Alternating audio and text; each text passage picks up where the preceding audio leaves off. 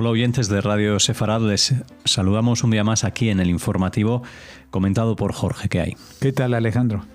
Vamos con los titulares. El director de la CIA visitará Qatar mientras informes israelíes restan importancia a afirmaciones sobre un inminente acuerdo de rehenes.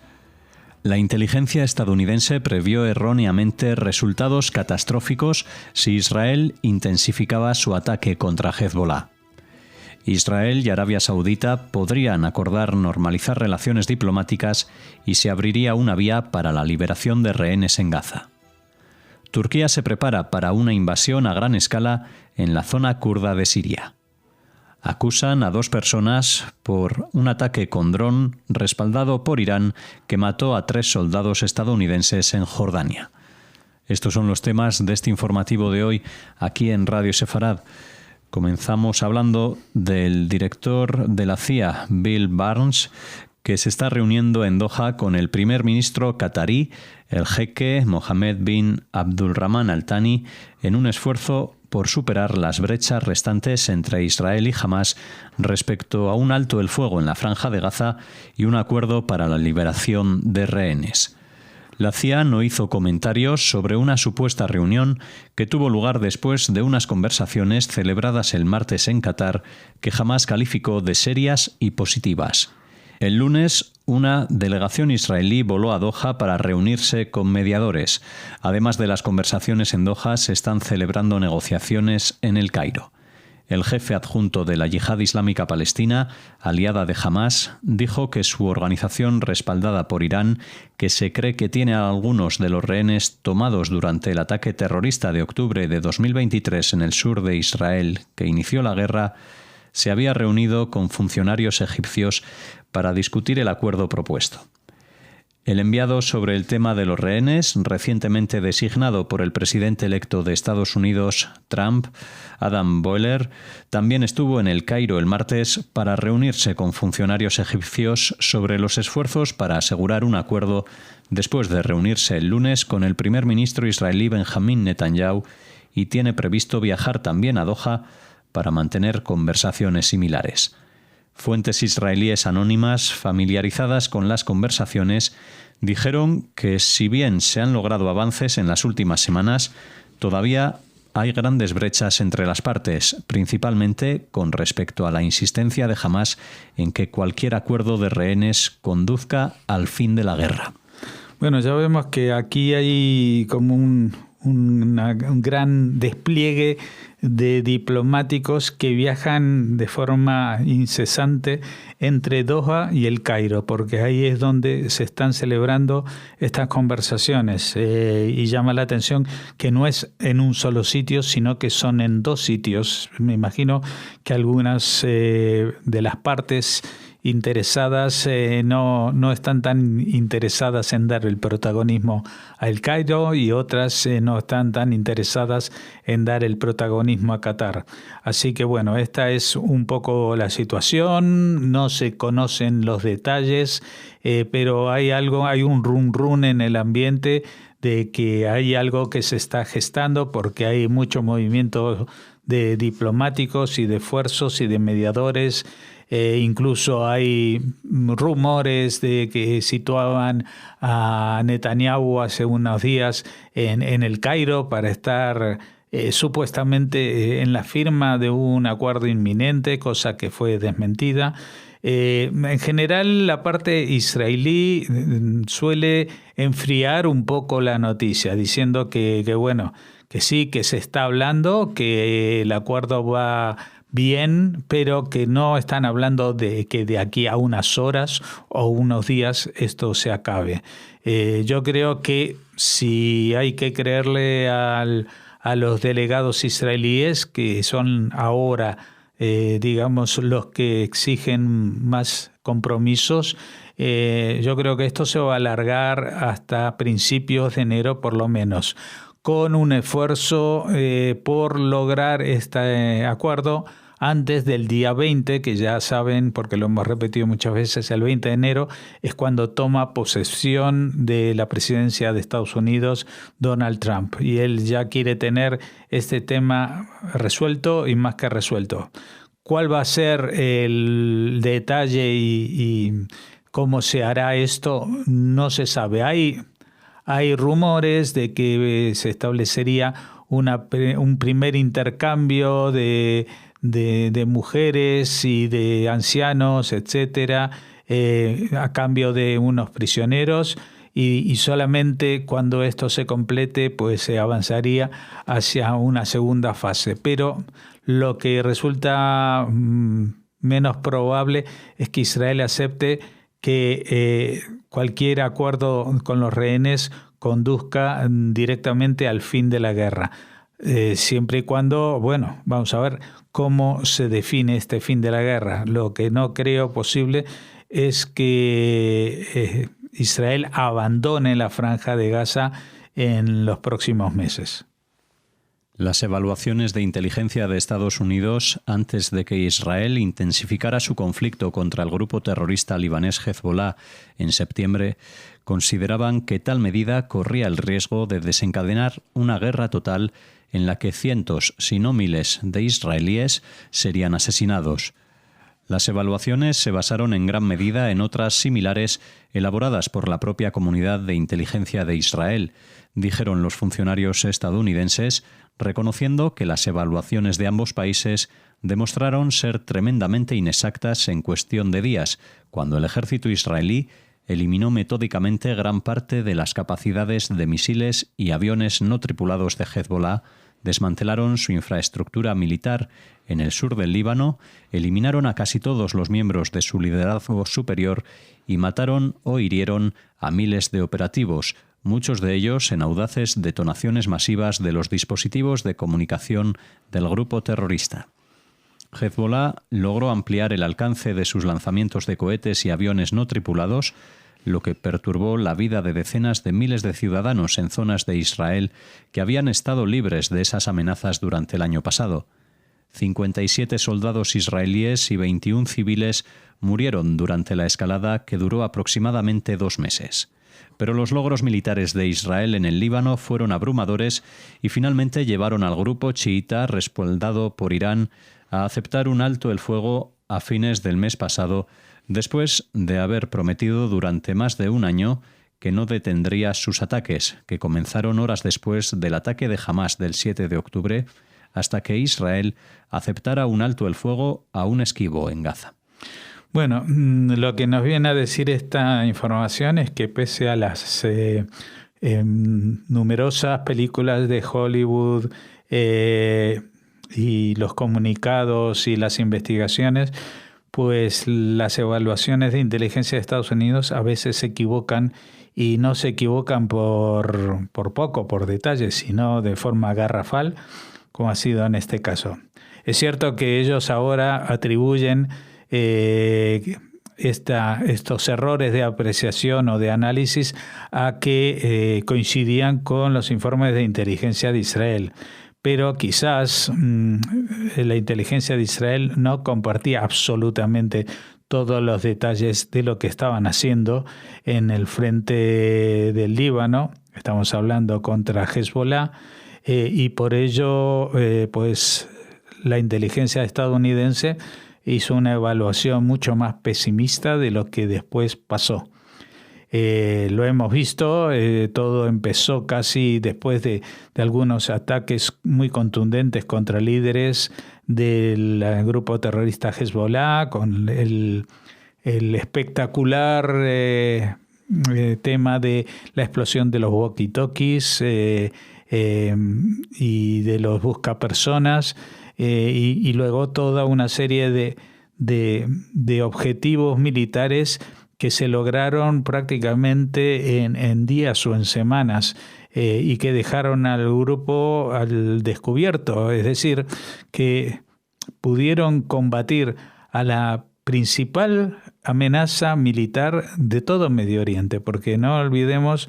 que Irán, aunque está detrás de todas estas iniciativas y es el que ha armado y le han mandado misiles a Hamás y también a Hezbollah, pues la principal fuerza militar en toda la zona del Mediterráneo era Hamás. Era Hezbollah, un grupo terrorista, es decir que ellos tenían unos 150.000 misiles, algunos de ellos con tecnología punta, que si hubieran atacado Europa lo hubiéramos pasado muy mal, porque ningún país llega a esas cantidades de reservas de armamento en el viejo continente, ¿no? Israel tenía información muy clara y desde hace mucho tiempo, debido a la certeza que tenía de que Hezbollah estaba preparándose para un ataque mortal y muy espectacular contra Israel, cosa que no pudo realizar porque se le adelantó jamás, digamos. Y también tenían información de que estaban a punto de realizar un ataque en la fecha en que coincida con el aniversario del ataque de Hamás, es decir, el 7 de octubre pasado del 2024, pero para entonces Israel ya se había adelantado y bueno, ahora conocemos exactamente todo lo que ha sucedido y el desplome y el derribo que ha sufrido este grupo. Como digo, Hezbollah tenía más armamento del que actualmente, por ejemplo, posee el propio Irán, porque Irán lo hemos visto en los 2 ataques que ha sufrido por parte de la aviación israelí, y ellos están preparados para activar ejércitos proxies, que son ejércitos delegados para que hagan ellos el trabajo sucio, pero no estaban bien fortificados dentro de su propio país. Tenían unos sistemas antiaéreos obsoletos que les vendieron los rusos, tienen una fuerza aérea que es muy poco operativa, etcétera, etcétera, y seguramente después del último ataque israelí, pues sus defensas están totalmente al descubierto y sin posibilidad de actuar, con lo cual no hay que descartar que una vez que se clarifique la situación en el Medio Oriente, ya la conocemos más o menos y hablamos de ello sobre Gaza, ahora estábamos hablando del Líbano, también Siria está en proceso de cambio. Quedan por allí los hutíes, que seguramente no tardarán mucho en ser atacados por Israel de forma contundente, quizás también las milicias proiraníes en Irak, y finalmente pues el gran enemigo de Israel, que es el propio Irán. Así que hemos notado también que en los últimos días, acercándonos al cambio presidencial en Estados Unidos, Trump ha ido integrando dentro de su mensaje un mensaje específico para Irán. Es decir, de que demuestran que realmente abandonan cualquier intento de desarrollar armas nucleares, o que Estados Unidos no es que no los apoyará o que les hará un boicot económico, sino que los atacará directamente. Eso es el peor panorama que se podía haber imaginado a alguien hace tan solo 5 o 6 meses en Medio Oriente. Un panorama terrible, pero para Irán, en claro. El diario Haaretz ha anunciado que Israel y Arabia Saudita han alcanzado la normalización de sus relaciones, dejando atrás su desconfianza mutua, para negociar la liberación de los rehenes restantes en Gaza y abrir así una posibilidad para el fin del conflicto en la región. Fuentes cercanas a la negociación entre las dos potencias han asegurado que ambas han tenido que ceder cierto terreno en sus postulados. Por parte de Israel, por ejemplo, se ha comprometido con el reino saudita a crear un camino hacia un Estado palestino, en vez de reconocerlo directamente como pedía inicialmente la monarquía. Arabia Saudita, por su parte, había asegurado que no normalizaría relaciones con Israel hasta que no acabase el conflicto en Gaza. Es el propio Netanyahu quien está llevando directamente las negociaciones a través de su ministro de Asuntos Estratégicos, Ron Dermer, contando con la intermediación de los Estados Unidos, tanto con la administración Biden como con el que asumirá el cargo el próximo 20 de enero, Donald Trump. Esto podría traducirse en una oportunidad para la liberación de los rehenes israelíes de Hamás en Gaza, ya que el propósito del Reino Árabe es acabar con el conflicto y participar en la reconstrucción en la franja, involucrando también a la autoridad palestina. Según ha trascendido, serían 2 las fases de la desescalada de liberación de rehenes y alto el fuego que tendría lugar en Gaza. Sobre los cautivos, la primera fase involucraría la liberación de las mujeres militares israelíes, mujeres civiles, enfermos y mayores de 50 años, a cambio de que Israel libere a prisioneros palestinos, mientras que la segunda fase consistiría en la paralización del conflicto en Gaza por un periodo no especificado de tiempo, haciendo Israel una retirada escalonada hacia su territorio que, una vez completada, daría paso a la firma del acuerdo de normalización de relaciones entre las dos potencias. Bueno, lo que sí sabemos seguro es que en esta fase, en este momento, pues Israel se ha convertido en la máxima potencia de Oriente Medio y que esto va a servir de apoyo para que la otra potencia más importante de Oriente Medio sea a partir de ahora Arabia Saudita. Arabia Saudita, que tiene mucho dinero, que tiene mucho petróleo, que tiene muchos contactos, pero que hasta ahora en el terreno militar al menos no ha tenido mucha intervención, y cuando ha intervenido tampoco lo ha sido de forma decisiva. Recordemos, por ejemplo, el tema de los hutíes que están allí mismo en la frontera y que de vez en cuando disparan contra su propio territorio, ¿no? Así que yo creo que este acercamiento, que se va a traducir en cuestión de pocos meses en una normalización de las relaciones o establecimiento de relaciones diplomáticas, va a convertir o va a llevar a Arabia Saudita a consolidarse como potencia. Y para lograrlo necesita echar un poquito fuera, digámoslo de alguna manera, a los otros grandes competidores del área del Oriente Medio que aspiran a suceder a la hegemonía que hasta ahora sometía a muchos países el propio Irán. Por una parte vemos a Turquía con su implicación en Siria. Hemos dado la noticia que posiblemente ataque a las fuerzas kurdas, pero lo que también está claro es que ha sido él el que ha alentado el cambio de régimen en el territorio sirio, y esto también puede tener reverberaciones en el territorio del Líbano, convirtiendo a estos dos países en unos primeros anexos de la reconstrucción del Imperio Otomano, que es la gran aspiración del presidente Erdogan turco. Pero que es una pesadilla en ciernes para el régimen de Arabia Saudita, que justamente quiere poner el polo de la atención en el Golfo Pérsico, pero en la orilla frente de Persia o de Irán, justamente donde están Emiratos Árabes, donde está Kuwait, donde está Omán, donde está incluso Qatar, etcétera, etcétera, que allí sea el centro neurálgico del mundo árabe y del Medio Oriente. Cosa que va a ser disputada como decimos, por Turquía. Así que bueno, vamos a ver qué es lo que da de sí. Ya habíamos anticipado en muchas ocasiones que el reconocimiento mutuo de Israel y Arabia Saudita iba a abrir la puerta a otros reconocimientos del mundo musulmán internacional hacia Israel, es decir, no solamente países musulmanes en la zona de Medio Oriente, sino también países musulmanes como Malasia o Indonesia. Y uno de los factores que ahora Israel ha conseguido una mejora en ese acercamiento es que, en vez de que se compromete a crear un Estado palestino con una fecha y un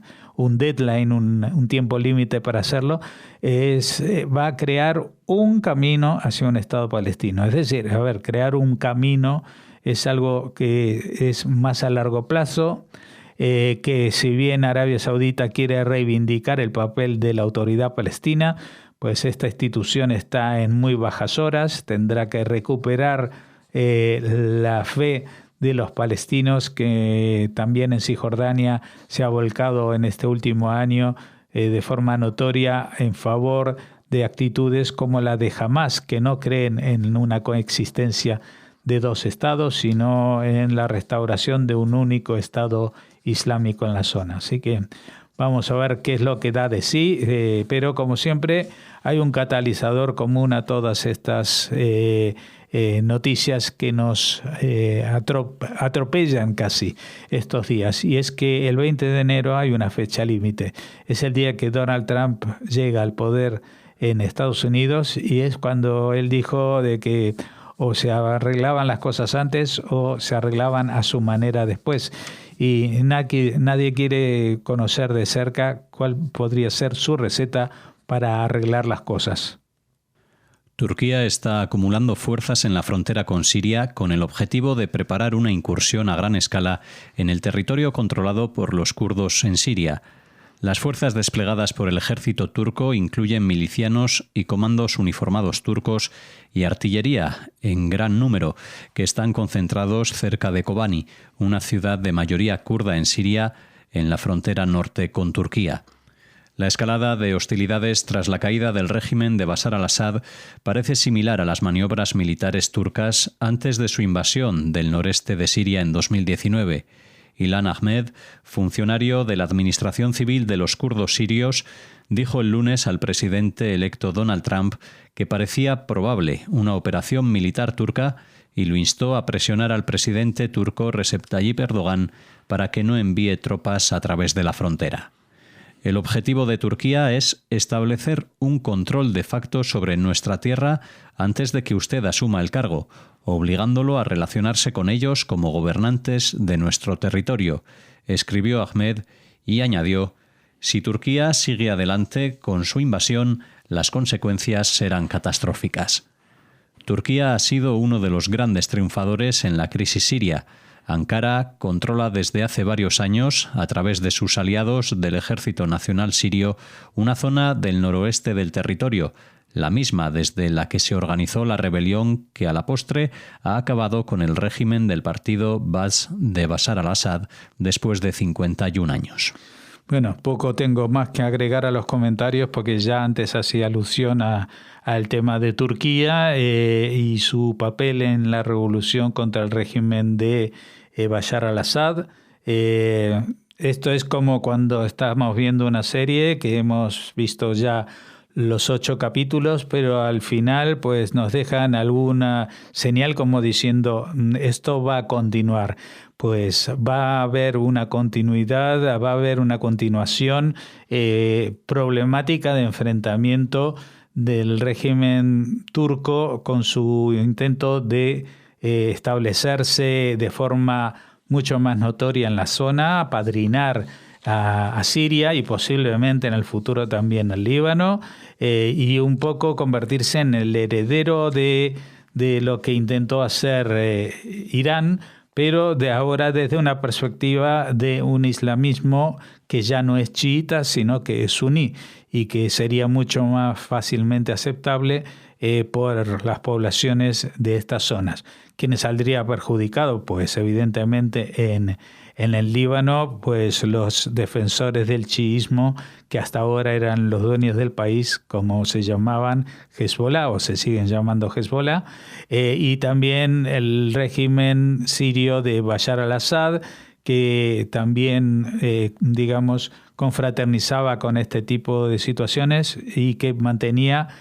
su hegemonía gracias al apoyo de Rusia, que hoy en día aparece, mejor dicho, desaparece del mapa y ya no la vemos más que preocupada por su integridad territorial y la de Ucrania en ese conflicto que lleva ya 3 años. 2 hombres, incluido un ciudadano estadounidense con doble nacionalidad iraní, fueron acusados de conspirar para exportar tecnología sensible a Irán que fue utilizada en un ataque con drones en Jordania que mató a 3 soldados estadounidenses a principios de este año e hirió a docenas de otros miembros del servicio. La pareja fue arrestada después de que los especialistas del FBI que analizaron el dron rastrearon su sistema de navegación hasta una compañía iraní operada por uno de los acusados, que dependía de piezas y tecnología canalizadas al país por el otro presunto conspirador. Los fiscales sostienen que uno de los acusados tiene profundas conexiones con el gobierno iraní. Dicen que su empresa, con sede en Teherán, fabrica sistemas de navegación para el programa de aviones no tripulados militares de la Guardia Revolucionaria Paramilitar de Irán y que conspiró con el otro acusado para eludir las leyes estadounidenses de control de las exportaciones, incluso mediante la creación de una empresa pantalla en Suiza y adquirir tecnología sensible para Irán. Durante el ataque, el dron pudo haber sido confundido con un modelo estadounidense que se esperaba que regresara a la base logística aproximadamente a la misma hora, razón por la cual no fue derribado. En cambio, se estrelló contra las viviendas, matando a los 3 soldados e hiriendo a más de 40. La base atacada alberga a unos 350 militares estadounidenses. Está ubicada estratégicamente entre Jordania y Siria, a solo 10 kilómetros de la frontera iraquí, y en los meses posteriores al ataque masivo de Hamás del 7 de octubre de 2023 contra Israel y la respuesta de Israel en Gaza, las milicias respaldadas por Irán intensificaron sus ataques contra posiciones militares estadounidenses en la región.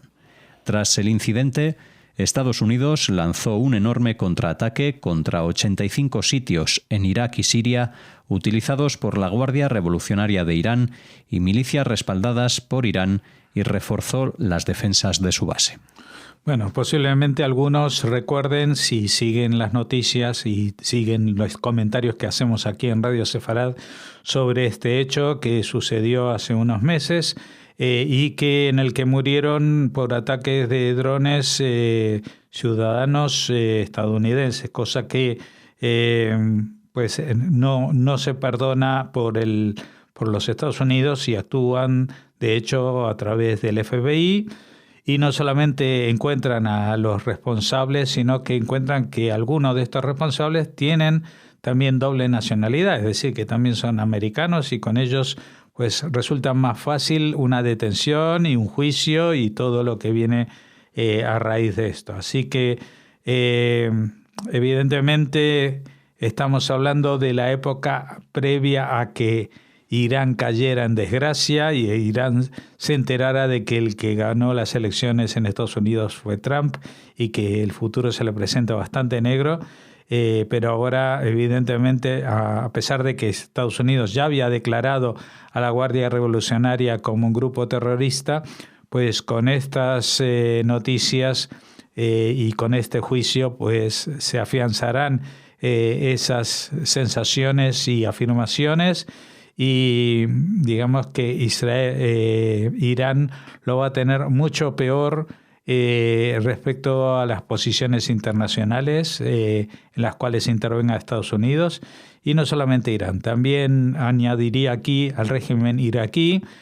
porque a pesar de que Estados Unidos se ha querido desligar desde que, digamos, ha abandonado de facto el país de lo que allí sucede, pues el gobierno actual de ese país no controla de forma eficaz lo que sucede con las milicias pro-iraníes que han participado en los ataques a Israel durante todo este tiempo, y en algún caso, como en este que se relata, pues han osado atacar una base americana pensando de que, bueno, que los americanos iban a lograr interceptar ese misil, pero por una equivocación no lo pudieron hacer y han provocado la muerte de soldados, y eso en Estados Unidos no se perdona. En este punto nos despedimos de ustedes aquí en Radio Sefarad. Les esperamos mañana con más noticias.